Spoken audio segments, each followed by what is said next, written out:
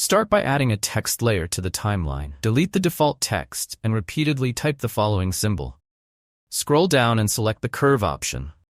Adjust the curve to 86 degrees for a smooth arc. Then scroll back up and align the text using the 3-line tool. Now you'll see your text forming a curved line. Scroll down again and choose Glow. Set both the intensity and range to 0. Duplicate the text layer. Then rotate the second layer 180 degrees to mirror it, creating an opposing curve. Now select both layers and align them so the curves meet in the middle. Slightly rotate and resize the combined text for a balanced look. Now add another text layer and type a capital O.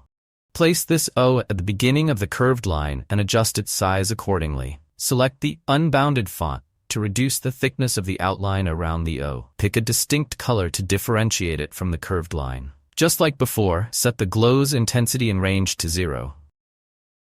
Duplicate this O layer and position the duplicate at the end of the curve. Make sure everything is aligned. Select the first O layer and apply an animation effect. You can choose a different one or even skip this step. Select both curved text layers and turn them into a compound clip. Place the timeline bar at the end of the first O layer's animation. Select the compound clip, go to the mask section under Video, and choose the horizontal mask option. Rotate the mask 90 degrees and slightly increase the feather for a soft transition. Position the mask at the start of the curve, covering it entirely. Add a keyframe here. Then, move the timeline bar forward and drag the mask to the end of the curve, creating a smooth transition along the line.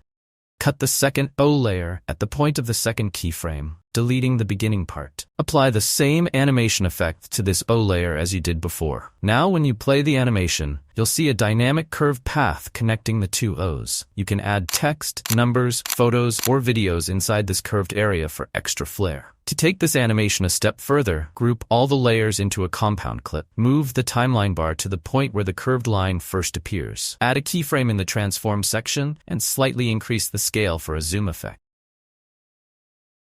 Move the timeline forward, adjusting the keyframes so the entire animation is visible.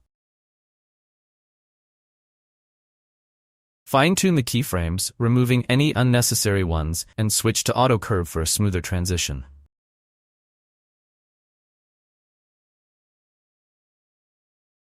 And that's it. You now have a fully animated curved line with dynamic elements that you can customize to fit your needs.